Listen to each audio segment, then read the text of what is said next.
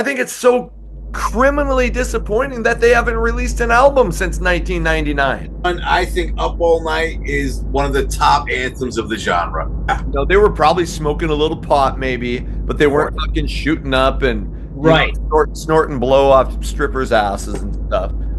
I mean, if I would have been in the band, they would have been. You don't like Love Bites, huh? I've never heard that before. It's not my favorite now. I think Burnin' Bridges is one of the biggest and best fuck yous to a former bandmate in recorded music history. Days Gone By. What a brilliant piece of work that was. Yeah. If Vinny had not been out of his mind, we maybe never get Slaughter. Yeah, I think that was a cash grab. You know, hey, look, we're big. Let's throw this out there. Why not? Jeremy, it's completely okay that you're gay for me. Slaughter puts a new album out. This is what's going to go down. People are going to shit all over it because it sound like Stick It To You. Yeah. 3 on my finger scale. That means I cut off 3 of my fingers to banger. Lori Carr, hey, I'm single. I think that Back to Reality could have been my second favorite Slaughter album. Hey, Bryan, thanks for shitting all over my dreams. You know, they don't make a Viagra for drummers. I don't know why. Well, I'm going to get shit for this one. But I think Fly the Angels is overrated. I'm young, I'm virile, and I'm disease-free. With balls like that, would you be able to carry those on the plane? Holy fuck, guys. You guys are really tearing this bitch apart. The hair metal guru, from Warren to crew. The hair metal guru, never forget Charlie too. Welcome to the Hair Metal Guru. My name is Anthony. They call me the Guru, and I got a couple sexy bitches here in Jeremy and Bryan from the Hairband Basement because we are. Jeremy's like, "Where's the sex?" Who's Jeremy? Jeremy, the professor of Pound. We'll get into that. I'll let these guys promote their shit. But anyway, we've been talking about how Slaughter hasn't come up very often in the video. And people have been saying, dude, you need to do a video on Slaughter. And lo and behold, I text these guys last night and I'm saying, hey, let's do a 10 things I think on Slaughter. And Jeremy goes, well, that's kind of weird that we're going to be recording it on the anniversary of Tim Kelly's death. I'm like, are you shitting me? I had no fucking clue. So today is February 5th. The anniversary of Tim Kelly's death, was it 97 or 98? 98, I think. I think 98. Yep. Yeah. So completely on accident, on the anniversary of Tim Kelly's death, we are doing a 10 things I think on Slaughter. And with that, let's meet again the guys coming to talk about it. We got Bryan from the Hairband Basement. Bryan, welcome back to the show. Yeah, let's rehash the same old faces you see on these fucking things. I was going to say something about a threesome, but I'm like, there's no there, so okay. All right. So Bryan, welcome back. Very uncomfortable. Thanks for having me on, as always. Let me plug my stuff here. You can catch me on X, formerly known as Twitter, at HB Basement, always talking music there. And you can find my show on Stationhead. Download the app where I play the deepest of tracks, the rarest of bands, and the little-known songs from the biggest named artists from before, during, and after the decade of decadence. So you won't hear Love Bites or Here I Go Again. Is it? You don't like Love Bites, huh? I've never heard that before. It's not my favorite now. Yeah. Okay. I slightly disagree with it. All right. Good. Great to have you back. And along with Bryan, we got Jeremy, who is the drummer from Abrasion, and I know is doing some side projects with you guys, planning on some cover songs. I don't know all the details, but anyway, Jeremy, welcome back to the show. Hey, thank you so much. I always love doing these. The City to City project is starting to take hold. Bryan, you're part of that as well. Mm-hmm. The drums are recorded. Metal Mike is working as we speak on getting all the guitar parts laid over. Jay's going to be on there. Talked to Ryan tonight on the phone. He and I were sharing some info. So the Rat tribute tracks are coming along real nicely. So, hopefully we can get those done and tell you guys all about the City to City project here soon.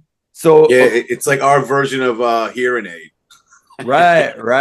all the big stars from Guru's down show up on Guru's channel. Right. That's right. Yeah, exactly. So if I remember right, there's a record, was it F&A? Some record company was like, hey, we're looking for submissions for a Rat tribute. And you guys are all, we got fucking guitars. We got Bryan playing bass. We got Jeremy plays drums. Jay plays guitars, and Ryan sings. So you guys are recording for a Rat tribute. Can you tell us what songs, or are we holding off on that? Ooh, should we tell them the Want me to song? keep that a secret, Bryan? Let's keep that a secret? Let's keep it a secret. Sounds good. Yeah. Sounds good. I will tell you this, Guru. Nothing humbles a musician more than trying to record without a band with you, than trying to record to a drum track. Yes. I have never felt so inept as a drummer in my entire life, bro. That whole, you're like, ooh, you listen to yourself, like, I gotta fix that. Yeah. Oh, fuck. That did sound right. Absolutely. Uh-huh. Would you That's say totally you humbling. felt inept? Is that where you can't get a boner, or is that impotent? Well, they don't make a Viagra for drummers. I don't know why. They think we got enough with our big sticks. I don't know. You don't need Viagra unless it's possible to shoot pool with a rope, if you know what I'm saying. Okay. All right. Awesome. That's exactly right. There you go. Excited to hear about that project, and let me know when you guys get that done, and maybe we could like premiere it on this channel if you wanted to, like however you guys are going to release it is great. But are you the manager now? Is that what this is? Okay. Yeah, right. we'll get out there it. on the road. Fucking, the baby needs a new pair of shoes. What's up? Okay. All right. That'd be awesome. So completely a band, such a huge part of the hair metal genre, kind of came in a little bit later than most, but had a big impact. So they deserve their own video. So we are talking 10 things I think about Slaughter, and let's get into it. And I think we'll start with Jeremy. We'll go Jeremy, Bryan, and myself, and that'll be the rotation. Jeremy, what's your number 10? All right. I think that Slaughter's Stick It To You has one of the sexiest album covers of all time. I'll start with that right there. Still to this day. All right. Enough said. I might be talking about that later myself. Right on. I might be talking about it later myself. Okay. Yeah, not by myself. Oh, trust me, I've had it by myself more than 3 No. times over the years. What's up? Oh, that poor cassette. Oh shit. Yeah, that poor cassette. No, you could either, I thought it was what's that? you could either have, like, in the bathroom, you could have the lingerie section of the JCPenney catalog, or the cover of Slaughter's Stick It To You, and you were good to go. Wow, you're showing your age. Amen. Inspiration. True. Now, correct me if I'm wrong, gentlemen, but that was the same gal that was also on the Stick It Live cover, correct? Yes, you saw the other side. On The back side. Yep. The backside, You yeah. put the CDs together, you just flip it around. Absolutely. Over. The whole 3D thing going on. And I think she made both of ours, our top 10 covers. I know she made my top. I think she made yours. I had it too. Yeah. Yep. I mean, you just can't forget that cover. So fuck. Okay. Awesome. No, cannot. All right, Bryan, what's your number 10? All right, my number 10. You guys did a show, a while back, when you compared "Stick It To You" to "All Systems Go" by Vinnie Vincent Invasion. That's right. And my 10 is, I think Jeremy is absolutely crazy thinking that album's better than Stick It To You. That's my number 10. It's like we're watching it going, what is he thinking? I like the album, don't get me wrong. I like the album. I'm like, come on, what is he doing? What's going on here? Hey, I was thinking the same thing, man. Full disclosure, though, Bryan. I had to defend Vinnie Vincent because it was kind of my idea. So it was like, son of a bitch, I got to go on the defense of Slaughter. One of the greatest albums. Anyway, I thought stick to the fact that I loved All Systems Go, but not as much as Stick It To You. That album was just because I thought either you were pigeonholed into it or because it was because of Bobby Rock playing on it. Although it was one of those two things. Well, that was a big part of it too. He obviously made my supergroup, so he was another big part of why. Yeah. So good call there. Good call. Okay. My number 10, and I may have mentioned this in a previous episode, but that episode wasn't focused on Slaughter. So I think the best drummer I have ever seen live was a guy named Zoltan Chaney, who played with Slaughter for a bunch of years in the 2000s. This guy did stuff on a kit I've never seen before. He was standing on it, bouncing on it. Fucking, he was a show unto himself. I'll be honest. I spent most of a Slaughter concert watching that guy. So I'm going to add on to my think. I kind of wondered this. Would the band ever think, dude, you got to tone it down a little bit? Or would they think, fuck it, as long as he's entertaining, we don't care? So my opinion, now Slaughter doesn't seem like a band who gets caught up and who gets the attention. But I would bet there are bands who would be like, do not be upstaging the singer or the lead guitar player. Yeah, So Kiss. Kiss would do that. Right. Totally. Right. So thoughts on Zoltan or that claim? Did he play with other bands? That name sounds very familiar. Yes. He played with Vince Neil too, didn't Vince he? Neil. That's what I'm thinking. Yep. And you're exactly right, Guru. However, I'm going to take the side of this.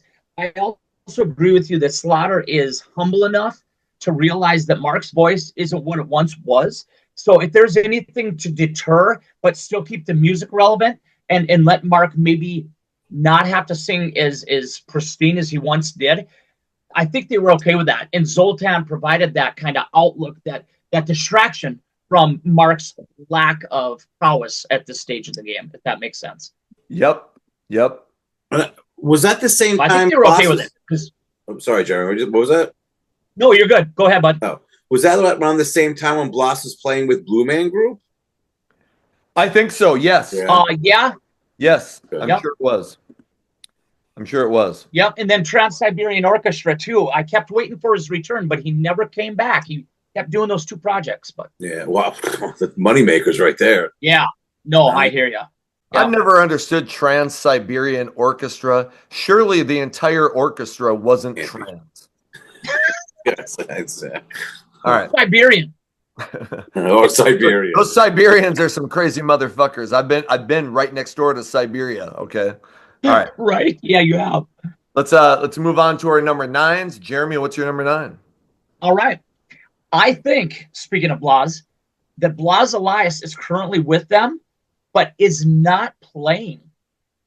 I just watched a video 2 nights ago of this guy who has another podcast, and he was with Blas while Vixen just finished. Slaughter went out and played. He and Blas were standing out there watching Slaughter play. Blas was hanging with them. He is the drum tech for Slaughter. He's not currently playing with them. Correct me on that if you got any further input. Interesting. What? And it was from 6 weeks ago. That Blas, are you sure he wasn't just there like, hey, they're playing in my neck of the woods, so I'm just going to go backstage and watch it? That's what Andrea said. So I did some more digging. And no, he was like setting up. He was at the hotels with them. He was traveling with them. I don't know why or how, but then they showed him doing the drum, being the drum tech. Okay. And then they were standing backstage and they're like, how weird is that Slaughter's playing and you're standing here? And he was like, yeah, just the way it is. I wonder if they're like, hey, we're trying to get him back in the fold, but while maybe he's not ready. I don't know. Maybe he hasn't been drunk. Maybe he's got to learn the set list. And they're like, hey, come out on the road with us, hang out, help out a little bit until you get ready. And then, and obviously whoever's drumming, is going to understand you got to have Blas in the band when he's it's something. But yeah, that's shit. Maybe he just doesn't want to do it.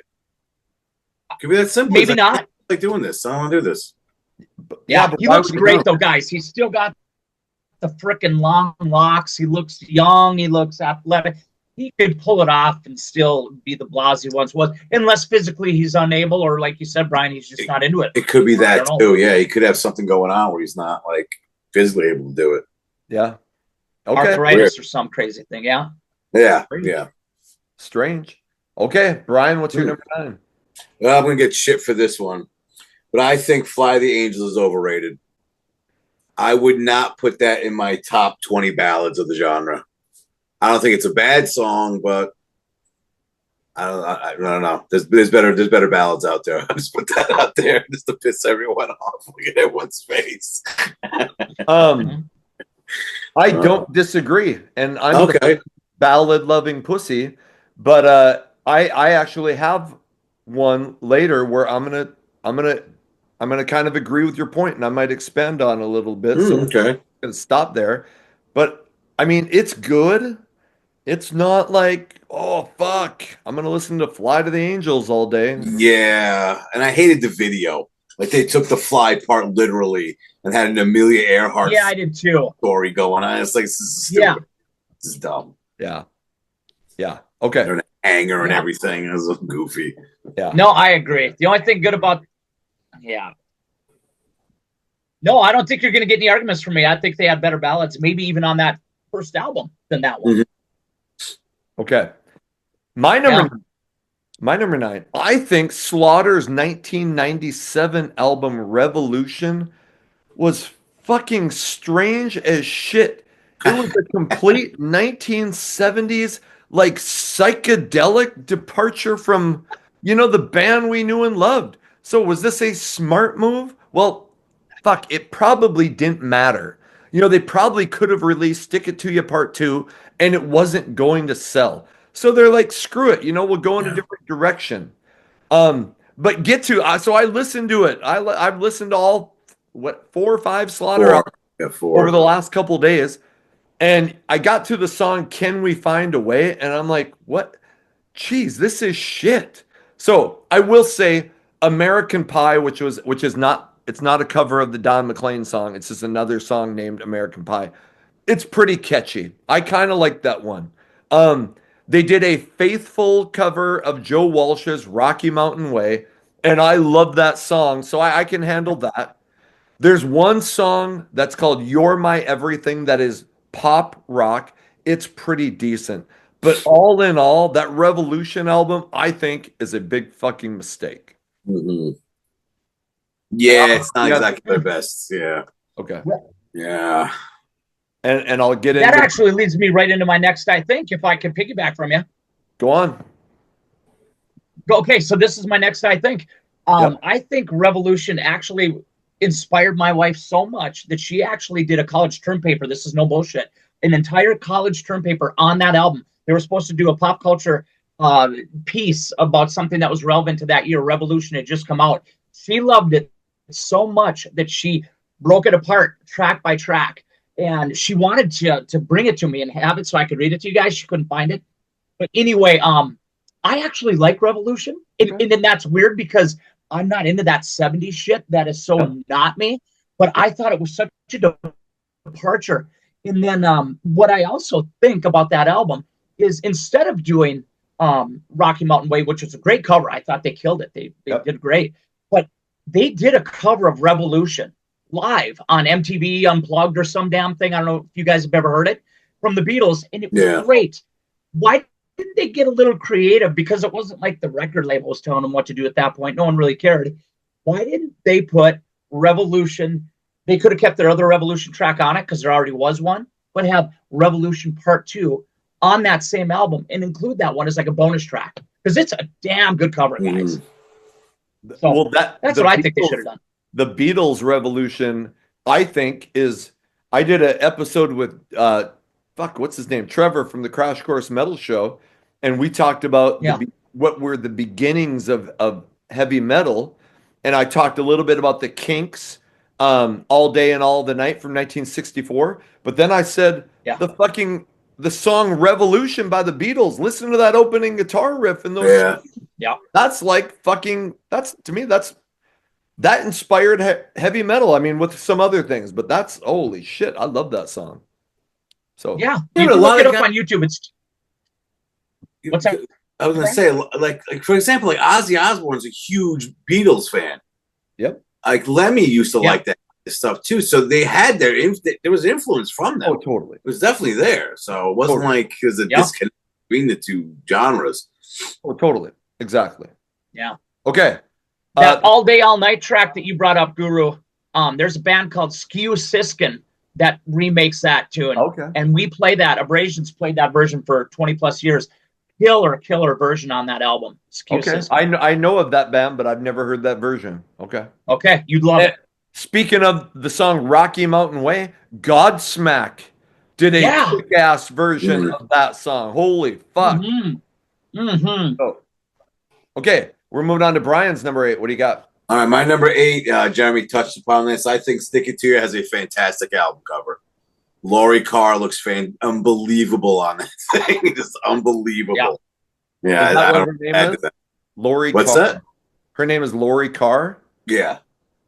Yep. If anybody watches No, and no knows ties who to Lori Eric Carr. is, let me know. No, I don't think so. No. Yeah, she's a smoke show. She Yeah. rated 3 on my finger scale. That means I cut off 3 of my fingers to bang her. My God. You last Boy Scout, you. All right. My number 8. Speaking of the disappointment of 1997's Revolution album, I think Slaughter finished their recording career in 1999 with a fairly admirable attempt at regaining their hard rock magic on Back to Reality. They were like, fuck it, just give them what they want. So we got the hard rock riffs, the solos, the screechy vocals. Is it as good as Stick It To You? No, but I can still listen to it and dig it. The album cover is shit. And shit, we could do a fucking video on CMC's. We should do a video on CMC. Man, they had some horrible fucking album covers. Yeah, they did. Some decent albums, but Yep. look at fucking Saigon Kicks, Devil in the Details. I mean, Yep. that looks like a garage sale just threw up on a fucking screen. It's just horrible. And this cover is shit. But anyway, I was listening to the album and I was like, you know what? This is a decent return to form. They were like, let's give them what they want, and that is Slaughter's last album from 1999, Back to Reality. So, Thought about that one. yep. Okay, we're moving on to our number 7s. Jeremy, what do you got?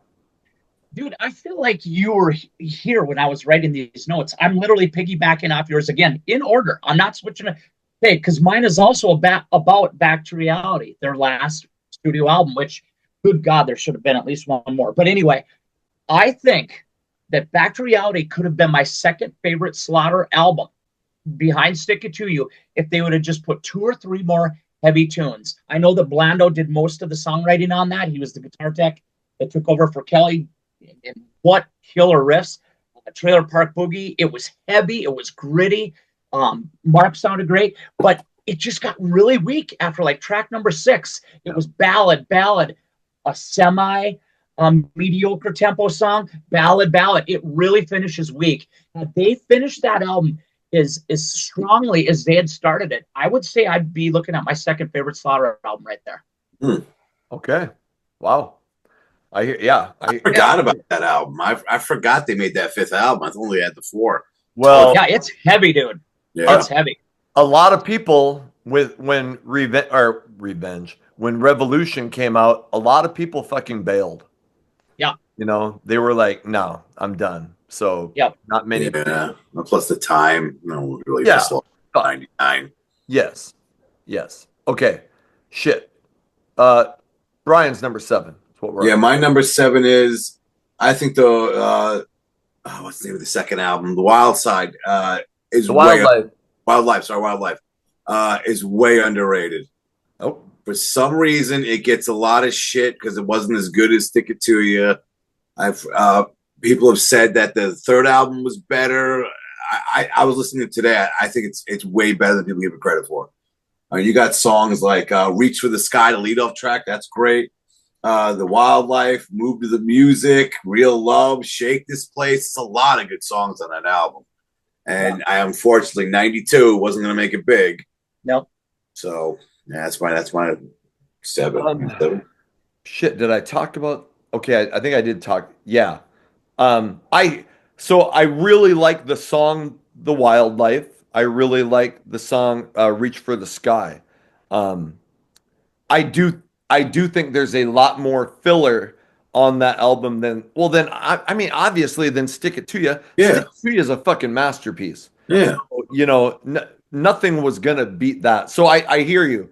I agree. I was listening to it and I'm like, well, it's not as good as Stick It To You, but that's fucking a hard limit to reach. You know? Yeah. Most albums are on that level. I get you.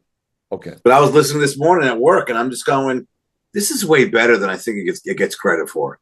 Sure. Like a lot of people were like, "Ah, that album." I've heard people say it sucks, or you can't compare. I get that because the first was unbelievable, but yeah, after listening today, I'm like, yeah, this deserves more credit than what it really got. Sure. And one of the things I thought was cool about them, if at the time, if you were like part of their fan club, they would send you like demos and shit from what they're working on. Yeah. And I remember seeing, I forgot what I said in an interview, they were like, if we were like when we were younger and like Led Zeppelin sent us a copy of the stuff they're working on for like Zeppelin 4, we would have lost our shit over it. So we figured, let's give something to the fans. Here's some stuff, like check out what we're working on. So that's pretty cool to do. I think I saw that. That's in like a home video. Yeah. And and I remember that comment, and that's exactly right. Shit. And I love like, what's up? What sucks about that album, Brian, is I agree. It's pretty damn good, and it only sold, I want to say, 500,000 versus the 2 million "Stick It To You" did. Yeah. And one song I think we might be overlooking. It was actually my brother's class's graduation song during the rose ceremony. "Days Gone By." Mm-hmm. What a brilliant piece of work that was! Yeah. Love that tune, man. Yep. Yeah, totally agree. Yeah. It gets shit on by a lot of people. It gets a lot of shit. Yeah. I remember Metal Mike and I did an episode on albums that flopped. And I think that was one of mine, because 2 million to 500,000. But I do think, and I don't want to throw Metal Mike under the bus, but I think he kind of said, and I probably agreed with him, that we were like the songwriting after "Stick It To Ya," we said went kind of downhill, so. But I don't think by much, though. Sure. I think the reason why it didn't sell, it's 92. I mean, yep. Same year, Dog Eat Dog comes out by Warrant, that sold just as much. That fucking song, that album's killer. So, I mean. But then you're talking like April 2031 versus "Dance For Me, Baby." There was quite a separation of lyrical content there. But my point is, you had these bands that had these huge albums in 1990, and then 2 years later, they weren't even going platinum. Like, it was just like, right. And there wasn't a shitty album in between there, Brian. So it should have still sold well. I agree. Yeah. Yep. Okay. My number 7. I think Mark Slaughter has one of the most original voices of the hair metal genre. So here's maybe a surprising fact. Maybe you guys know. But that dude is like a master of voices. He does like voiceover work for like cartoons and TV shows and shit. Mm-hmm. And I think I saw him like he can imitate like fucking all these cartoon figures and do these really weird squeaky voices. So, but damn, you listen to him sing, he can do really lower register stuff. He can do that high screeching stuff.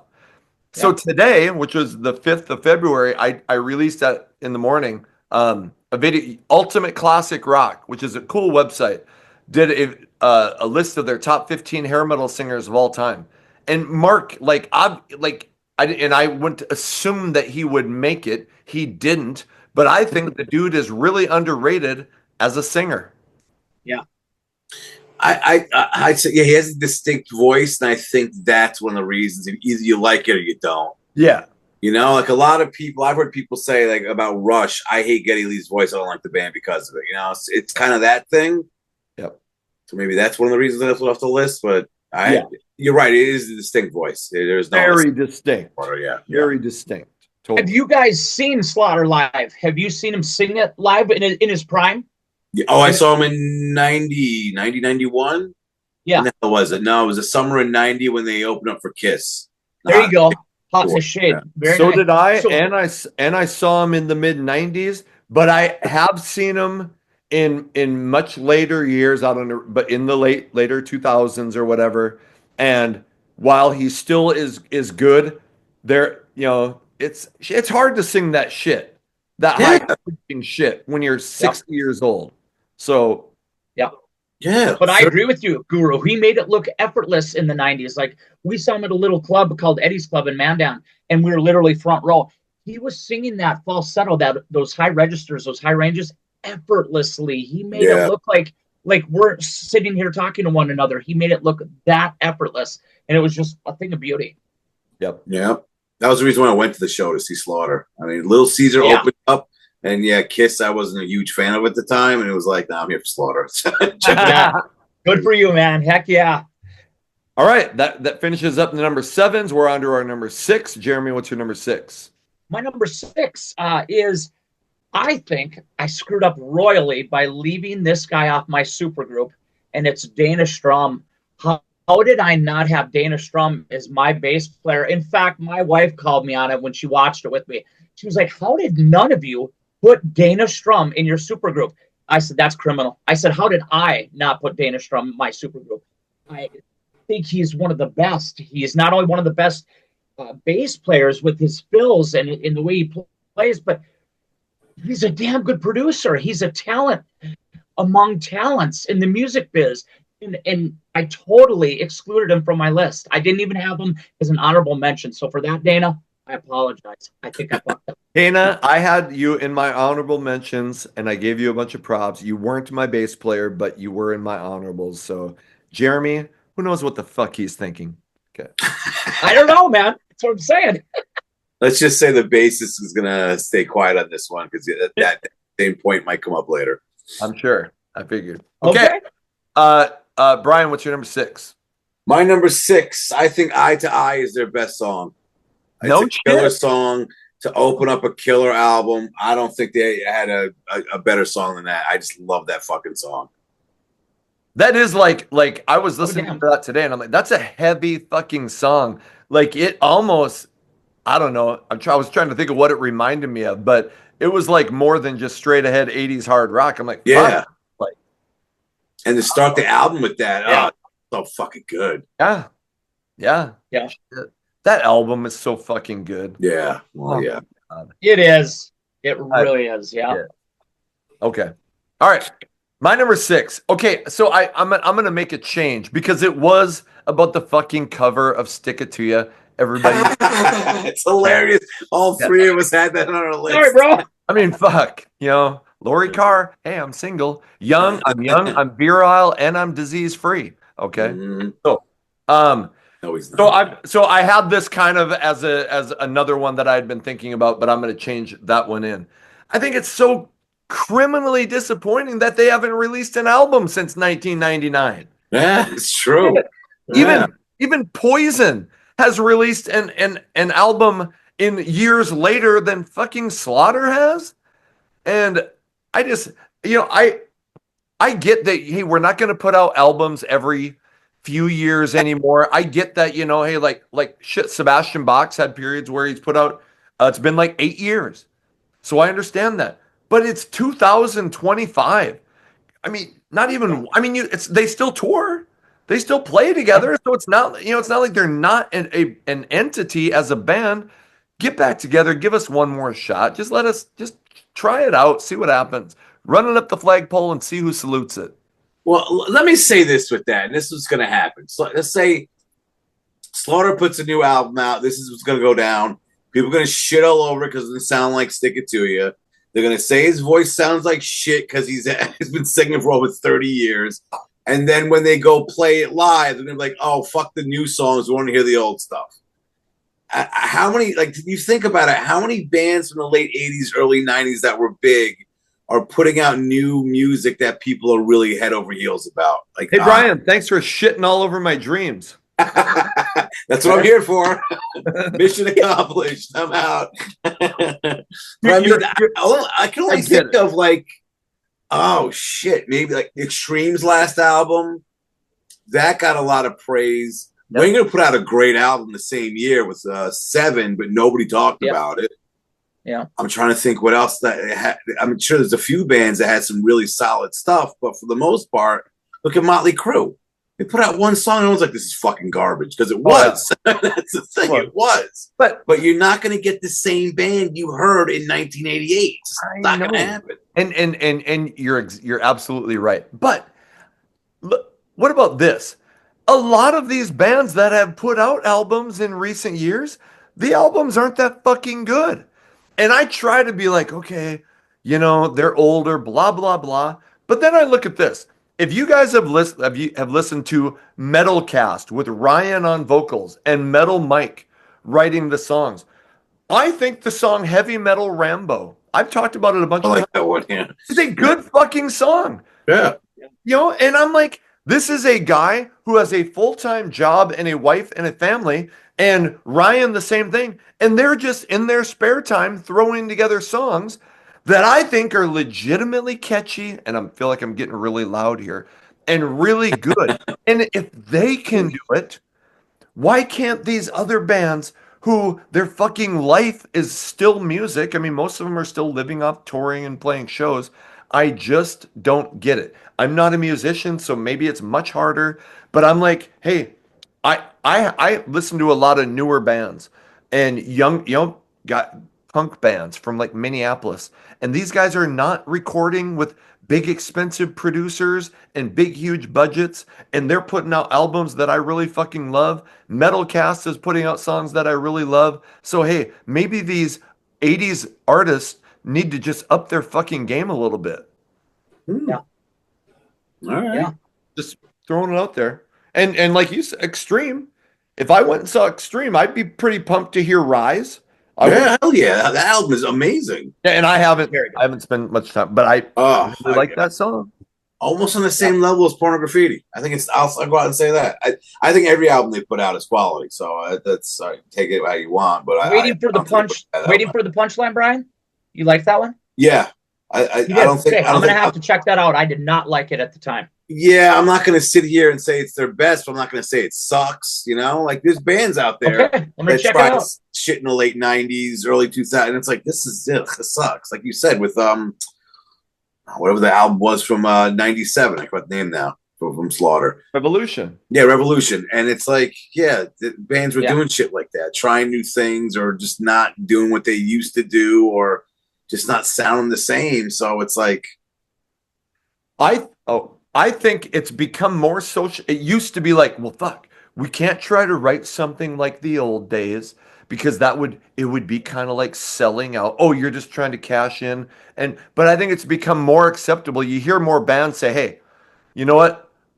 We're trying to write something that would fit in between our our album in '89 and our album in '91. We're going for that, and it's socially acceptable to do that now. So maybe some of these bands, I thought Warrant's Rockaholic had some really good stuff. mm-hmm. Their album Louder, Harder, Faster, I think I listened to once and put it away and never listened to it again.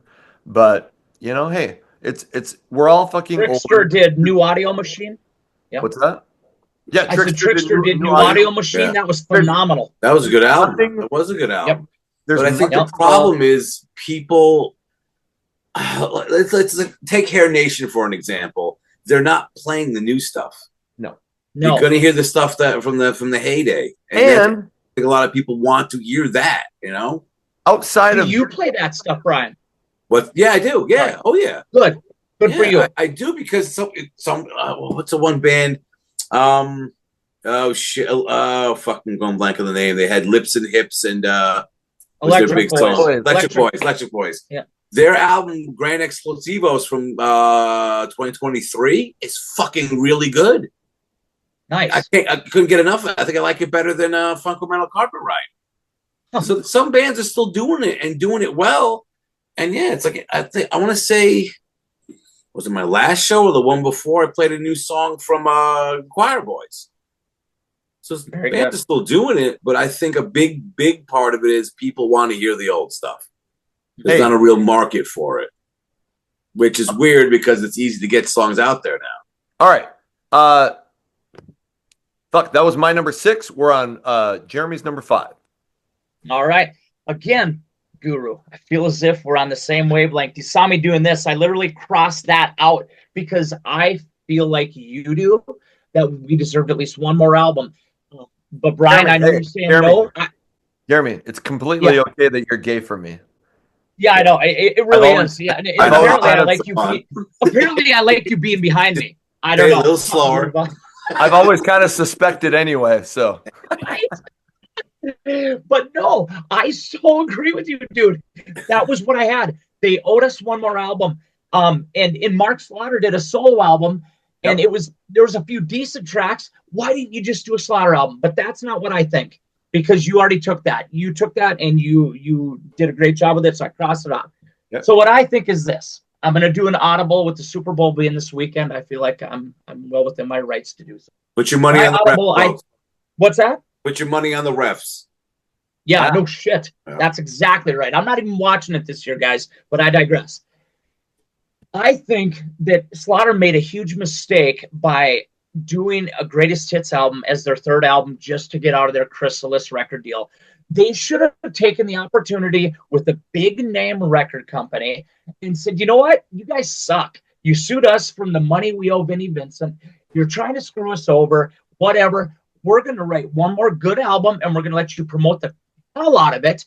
And then we're going to leave the label. But instead, they make a mockery of themselves and literally put out every single song that they've done to that point in their career on a greatest hits because they had only put out 2 freaking albums. Mass Slaughter. They should have taken advantage of that last album with Chrysalis. I think that was criminal. Yeah, but at that point they could have been like, "Fuck this shit, we're out. We're not doing this." And it might have been do that. It might have been just that. Put the compilation together just to get out of a shitty contract, or to be like, "Fuck you" to the record company and walk away. Lillian Axe did it, but I wanted one more well-produced, promoted album on Chrysalis. But it could have been they weren't going to get that. Yeah. They could have been like, "All right, we owe us an album. We're not going to put any money into this." And they're like, that could be. "Fuck it. We get out of the contract this way. Here you go." I'm sure it was that because, and Mass Slaughter, a compilation of fucking the Wild albums. That's off to that. Come on, that's what it is. They're like, fuck Chrysalis. And it was. They put out a fucking live album, Stick It To You Live, damn. They were huge. I get that. Going before.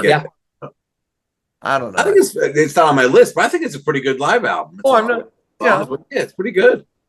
But to me, greatest hits and live albums, you do those after you put out 4 or 5 albums and you've got something going. You don't put it out in the first 2 years of your career. Yeah, I think that was a cash grab. Hey, look, we're big. Let's throw this out there. Why not? Yeah. Or it could have been like, hey, let's give something to the fans. I don't know. I wasn't in the meeting for that one, so. No, I didn't buy it. I'll be completely honest. I love Slaughter. I did not buy Mass Slaughter. I already had the other 2 albums. That. I thought you meant the live album. I had Stick It Live, yeah. Well, you just bought it for the cover, obviously. No, for the back. Wait. You know what I mean. All right, Bryan, what's your number 5? Oh, my number 5, going to what Jeremy said, I think Dana Strum is an underrated bassist. I mean, you listen to some of the stuff he does. I like listening to I listened to a couple of their albums, the second and third album today. He's got a great tone. I mean, the guy's been around. You can hear it in his playing. He's got a lot of cool fills every now and then, especially if you listen to this stuff on Burning Bridges when it's just Mark saying stuff, which I'll talk about later. The stuff Dana's doing in the background is pretty tasty. He's doing some tasty stuff. So, I think he's totally underrated. I'm with you. I have one about Dana Strum coming up. And I'm probably going to steal a little bit of your thunder, Bryan, because I just heard you mention that you're going to talk about Burning Bridges later. Well, I'm going to talk about Burning Bridges now because my number 5 is I think Burning Bridges is one of the biggest and best fuck yous to a former bandmate in recorded music history. And when you see what's happened with Vinnie Vincent in later years, it becomes completely understandable. The guy was off his fucking rocker. I mean, go listen to any interview. Shit, there was an interview with Bobby Rock, who played drums with them. Somebody else I can't remember, and they were like, the guy was just crazy. Yeah. So these lyrics, and Mark is kind of speaking them. So you want to do another solo, huh? Well, not here, pal. So you want to eat some dinner, eh? What's that? Charge it to the record company. You left your wallet at home. Oh, no, you got a headache. Maybe I can get you some aspirin, huh? I mean, holy shit. They just laid it all right on the table. And, I'm sure many songs have kind of taken digs at previous bandmates. But this one was so out front and open. Yeah. I just remember listening to it going, holy fuck, guys, you guys are really tearing this bitch apart. So anyway, and I love that song. So that's my number 5. It is a great tune. Yeah, it is a great tune. Oh, But yeah, total fuck you to Vinny. Oh, Total you fuck you. bet. And he had no rebuttal. It's like, what are you gonna do? Vinny Vincent Invasion's third album and say something? Like, Yeah. didn't happen. that was my number 5. I got to let Charlie in. We're moving on to the number 4s. Jeremy, what's your number 4? My number 4. I think that 75 to 80% of my bedroom in 91 through 93 was covered with Slaughter pinups. Now, shut up, Guru. I know you said I was gay to you, so keep it quiet for a second. I had so feelings. It's not hung up I with was tape. infatuated. What's that, bro? It was all that stuff What's wasn't stuck on the walls with tape. Yeah, I didn't need any adhesive. I brought my own. Oh, God. Oh. No, but I did, guys. I freaking loved Slaughter. They emulated what rock and roll was to me. They look cool. They had the look. They had the sound. They had the style. They had Dana Strum. They had Mark Slaughter. They had Blas, and I mean Tim Kelly. I mean, it was everything I loved in a rock and roll band. Unfortunately, when I look back, their reign, if you will, was so short. Mhm. It's almost hard to believe that I had that many magazines that were devoted to Slaughter. You know how they come out with just bands like Shout, the Slaughter version, Shout, the Poison version. I think I had 4 or 5 of them damn things, and they were only big for about 4 years. It's kind of crazy.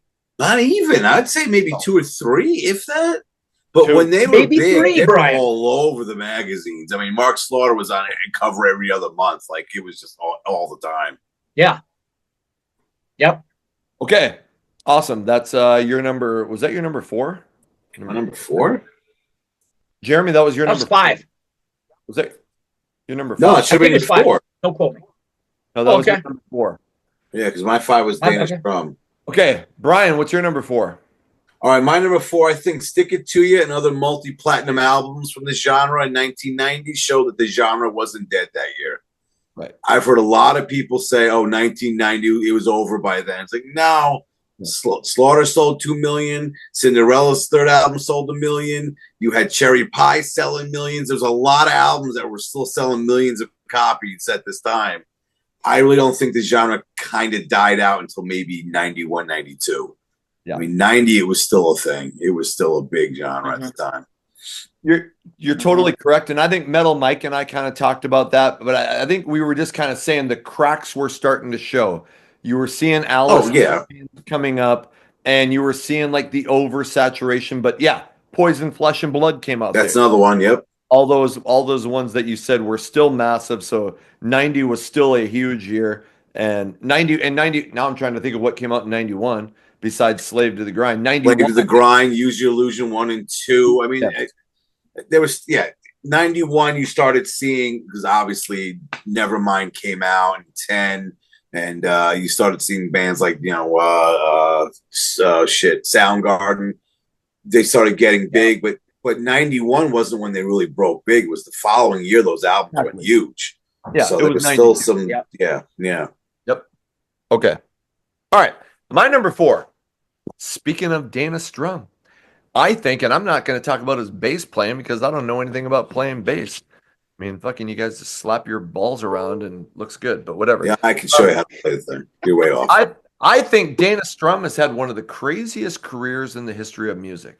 He's the one who brought Randy Rhoads to Ozzy Osbourne, when apparently he was like some fucking talent scout. I don't know if that was an official role, if he just got it because he played, the club scene and he knew everybody. So I think, maybe people just said, hey, we're looking for a guitar player. Talk to this fucking Dana Strum guy. He knows everybody. I don't know exactly how it went. I think he played a role in getting J.K. Lee to Ozzy Osbourne. Then he ends up in Vinnie Vincent Invasion. Goes on to stardom with Slaughter. He becomes a producer. Produces Kick Tracy's No Rules and a bunch of other albums. He's played with Vince Neil for years. Continues to do so with Slaughter. So I'll say this: the guy is one of the best on-stage performers I've ever seen. Like, that guy puts on a show playing bass. So, which just goes to prove you can do great things as a musician, even if you're just a bass player. Wow. All Kidding, right. Brian. Okay, all right. Just kidding, Brian. You're just upset because you hurt yourself trying to plug in your skin flute. I was like, Put fuck, the- how do I, put how do the I get, cord how right do I in get your- my musical abilities in here? You put the cord in your output and you didn't get quite the same sound you're hoping for. That's right. It felt good. I put it in there a couple more times just to make sure. What's up? All right, so we're moving on to Jeremy's number 3.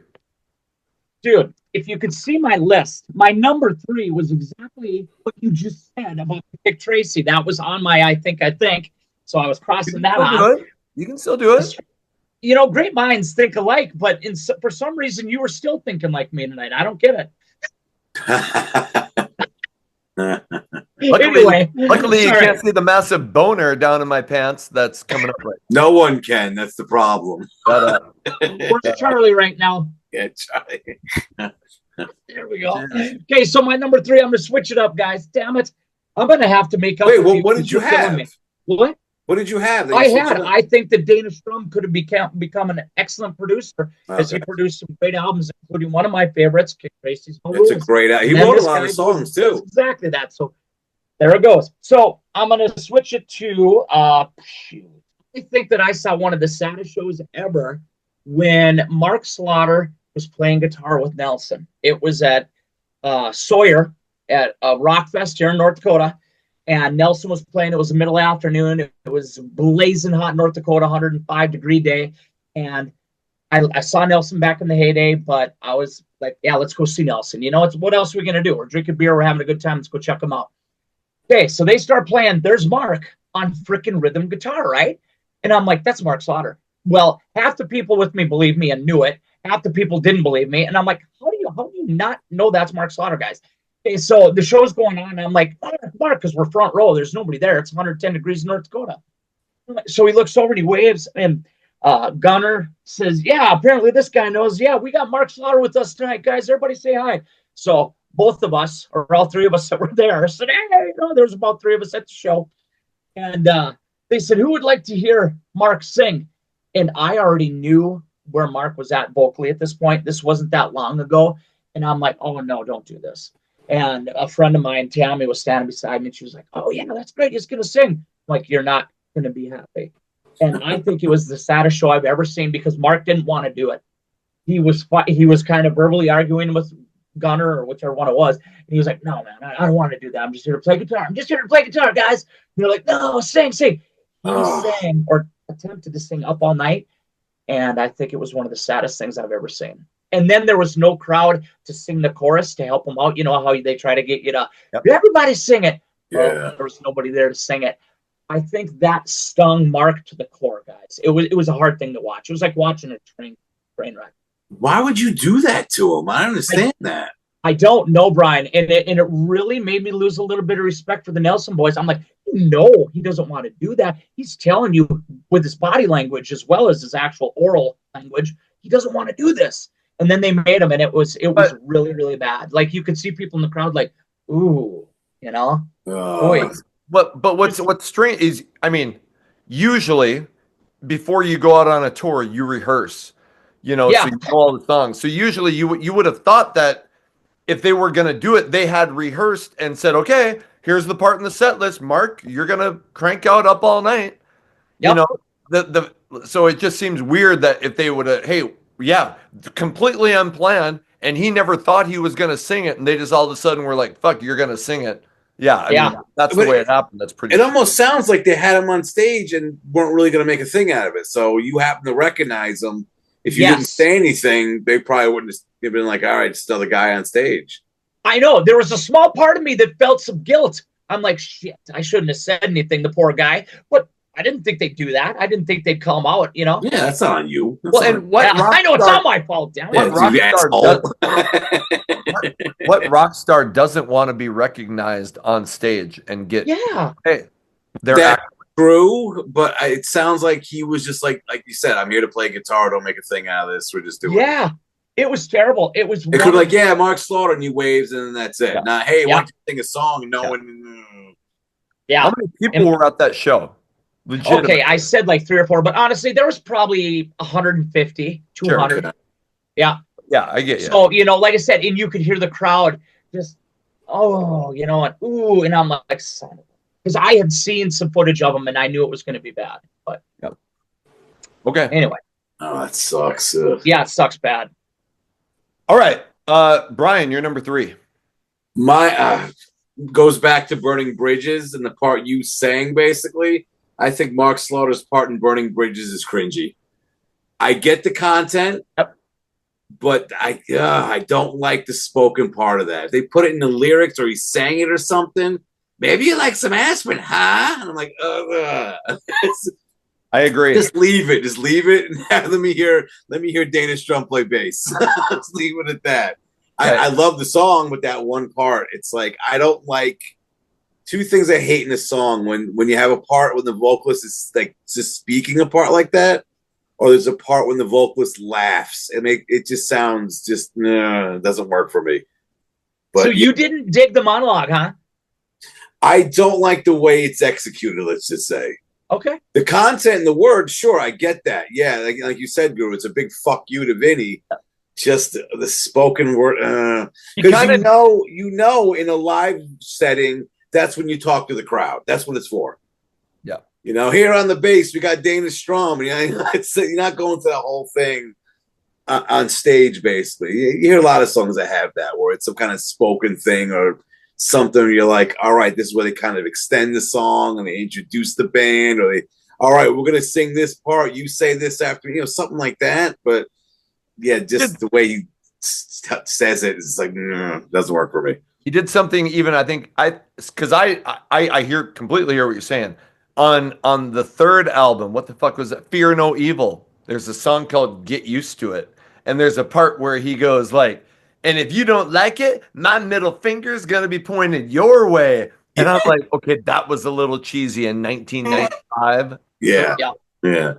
Okay. All right. Yep. My number 3. I think it's strange as hell that the career of Steelheart basically ended when they opened up for Slaughter on October 31st of 1992 at McNichol Arena in Denver. It was going to be Steelheart's last show of the tour. Partway through the set, Miljenko Matejevich, the singer, climbs up on this unsecured 1,000-pound lighting truck that topples over onto him, damn near killed him. He got like traumatic brain injury.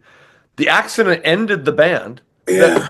He comes back like 4 years later in 1996 with a new version of Steelheart. So I know it's not really a Slaughter point, but it's just such a major event in hair metal history occurred at a Slaughter concert. So that's why it's my number 3. Very nice. How do you go on after that? Like, it's just like, oh yeah, the vocalist just got crushed by 1,000 pounds of metal. All right, how you doing, Cleveland, wherever they were? It's like, it's just so weird, It was during Dancing in the Fire. You can watch it, Bryan, on YouTube. They have the photo. You've seen it? Yeah. It's tragic. Yep. He's lucky he survived it. Oh, he is. That could have been way worse. Yep. Okay, we're on to our top 2. Jeremy, what's your number 2? All right. Number 2, I think the tune Real Love, I think it was mentioned earlier, I think that was a missed opportunity for a hit song. Correct me if I'm wrong, but I know a video wasn't made. I don't think it was released as a single, but they did have some shirts that had Slaughter with Real Love on the back. I thought that song should have blew up on mainstream. I really did. Correct me if I'm wrong, guys. I thought that was a missed opportunity for a killer mid-tempo tune. I think it would have blown up if it was on the debut. Really? It's just timing. I think it's just the timing. Again. It's not gonna. It's like what's the one from White Line off Main Attraction? Love Don't Come Easy. Yep. That thing should have been huge. Yes. Came out too late. Mm-hmm. I'm looking at the Wikipedia says that the 3 singles on The Wildlife were The Wildlife, Days Gone By, and Real Love. Oh, okay. So what? I don't think they made a video for it though. I don't either. No. And you needed a fucking video. How many songs were going to become hits without MTV play? But that's the problem of '92. They weren't going to play it. No, exactly. That's the problem. Exactly. Okay, Bryan, what's your number 2? My number two, and it goes with today being the day that Tim Kelly died. I think he deserves more credit and respect than he really gets. And the guy could play, that's one thing. But like, I don't even remember anyone making a thing out of when he died. And you don't hear people bring him up when they talk about members of these bands that passed on. He really doesn't come up that much. I mean, there wasn't like any kind of PSA saying, "Hey, truck drivers, don't be an asshole and drive half asleep when you're delivering shit." Like, it just happened, and then like nothing was really brought up about it. And I really think he should be brought up more often, especially as a guitarist. Let's go back to what he did. The guy was a really good guitarist as well, and he just doesn't come up that much. He's like, oh, the guy who played guitar for Slaughter, and that's pretty much it. The guy can write good riffs. The guy can write good songs. I think he deserves way more credit for the talent he had. Yeah, I think the guitar riffs on "Stick It To Ya" are a major part of the draw of that album. Yes, Mark has a cool voice, but some of those guitar riffs, "Desperately," "Mad About You," "Burning," holy shit! But I think he died. Ooh, maybe this could be another. I think he died in 1988, and that was like at the lowest point for hair metal. 98. It was 98. 98. I mean, it was. Totally. In 2008, 10 years later, it started to be like, okay, hey, you can like hair metal. It's kind of cool. But in 1998, anything associated with hair metal, it was like, oh, which is unfortunate because that's when he died. So I think it was like, okay, it just kind of got brushed under the rug. Yeah, but you look at when did Jenny Lane die? 2011. 2011. He didn't get, unless you were a big fan of Warren, he didn't get a lot of mentions either. Like, MTV didn't even bring him up during their music awards, where it was like, yeah, you played his videos ad nauseum in the early 90s. Yep. Now it's just like it wasn't even thought about, which is just, I think that's the way, again, one of the stupid attitudes people have toward the genre, where it's just like, it was kind of mocked and looked at, especially after people made their money with it. We're done with it. Now all of a sudden it's like, nah, it wasn't good. Yep. Come on. Okay. Was that? Yeah. Fuck. That was my number two. Your number two. All right, my number two. I think Slaughter, along with probably Firehouse, was possibly the last hair metal band to break big. Their debut album came out in 1990 and went double platinum. Firehouse went platinum in 1990. But what other new hair metal band came out that blew up that year? I think those were the last two. Yeah. So they probably thought they were in for this long, successful career, going platinum every album, but they just came out too late. We talked about the follow-up, came out in 92. It went gold. It debuted at number 9 on the Billboard charts. Yeah. And you're like, fuck, here we go. But then it sank after that. So check this out, though. Slaughter won the American Music Award for Favorite Heavy Metal Hard Rock New Artist in 1991. And I kind of look at that as officially the last gasp for mainstream accolades for hair metal. After that, it was over. That's crazy. That's absolutely crazy. That it fell off that quickly. We've talked about it a million times. But but going into 92, Guns N' Roses was still the biggest band on the planet. Guns N' Roses was, I mean, they were beyond hair metal, I think. Yeah, I think that's part of the issue, where they were a different entity. They kind of crossed into like Beatlesque type status. Yeah. Yep. Yeah. So, the last new band, Slaughter and Firehouse, where you're like, oh, hey, here's a new hair metal band, and they're doing really well on the charts. That was it. Yeah. Okay, we're on to our number ones. Jeremy, I'm dying to hear your number one.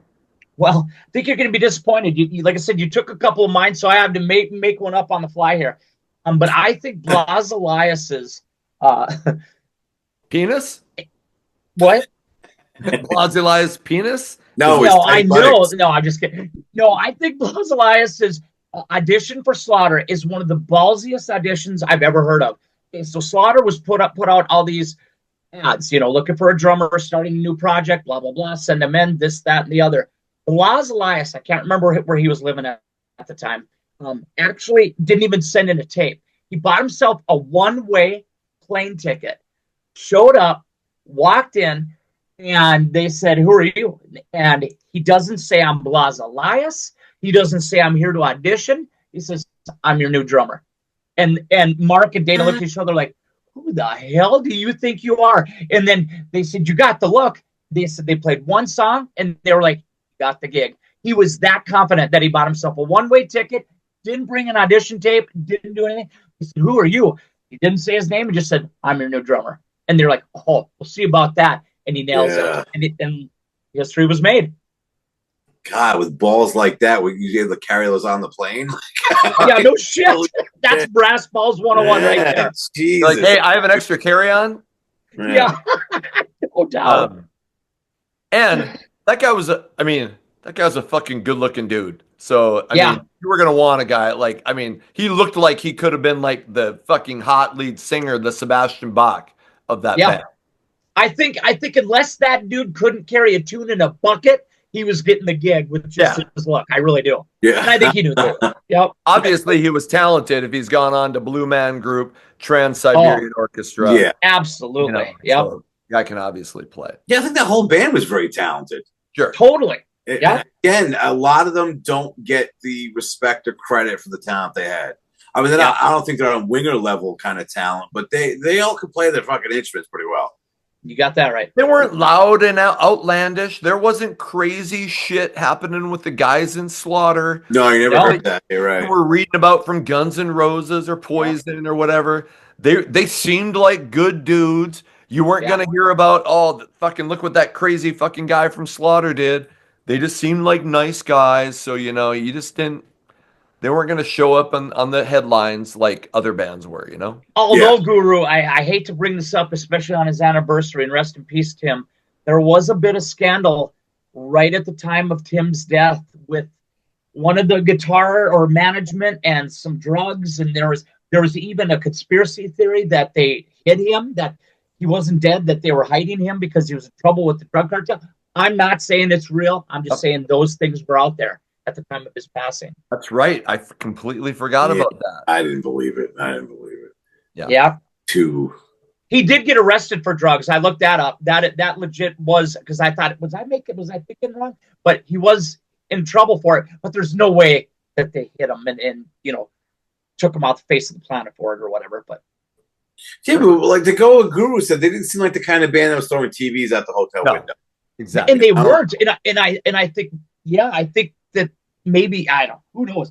There's a lot of conspiracy around that. But rest in peace. You also got to think of the fact that, they're musicians hanging out in that scene. I'm sure some things went down. Yeah. But it wasn't the image they were portrayed as having, Mm-hmm. They seemed like the nice guys. Yeah. They were probably smoking a little pot maybe, but they weren't fucking shooting up and snorting blow off strippers' asses and stuff.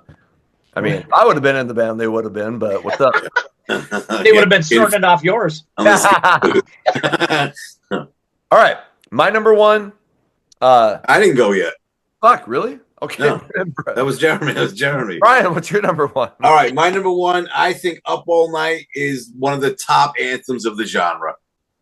Nice. Fantastic song. I mean, it's got the lyrics and the part you have the crowd singing when you're playing it live.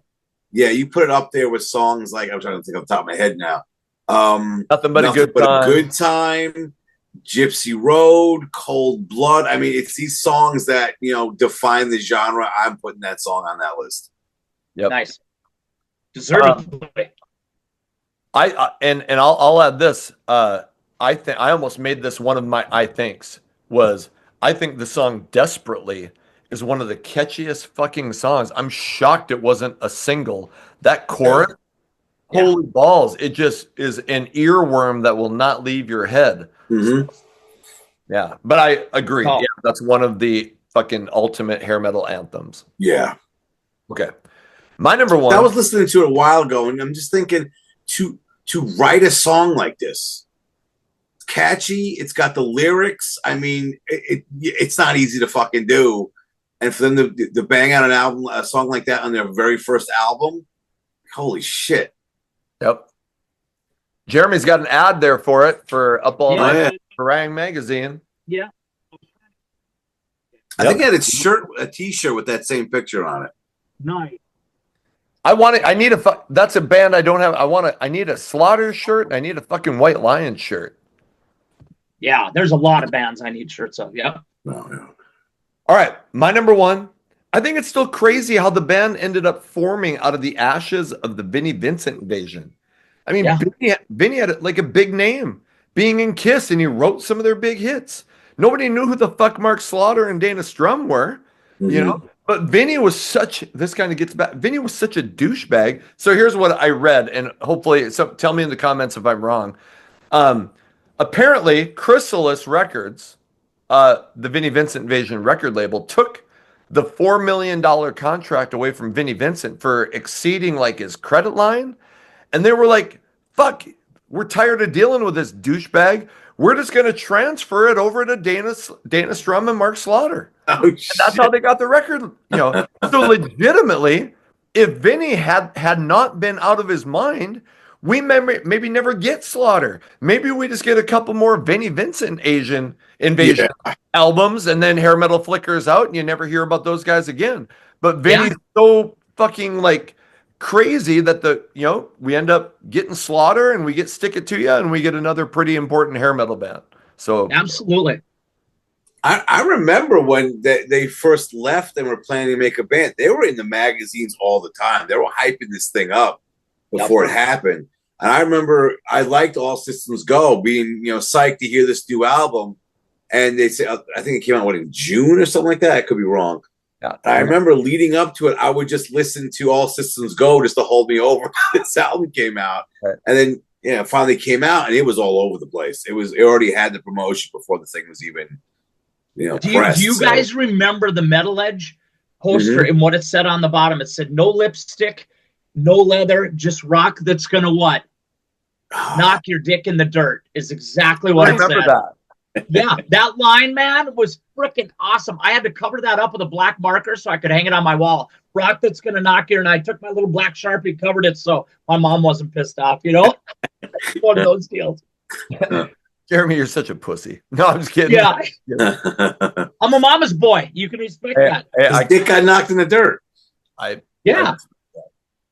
right. Hey, that gets us to the end of 10 things we think about Slaughter. We would love to know your comments on our choices, and we would love to know what are some things that you think about Slaughter that we missed out on. With that, let's wrap this up and let's say goodbye to our threesome. Bryan from the Hairband Basement, thanks for being on again, man.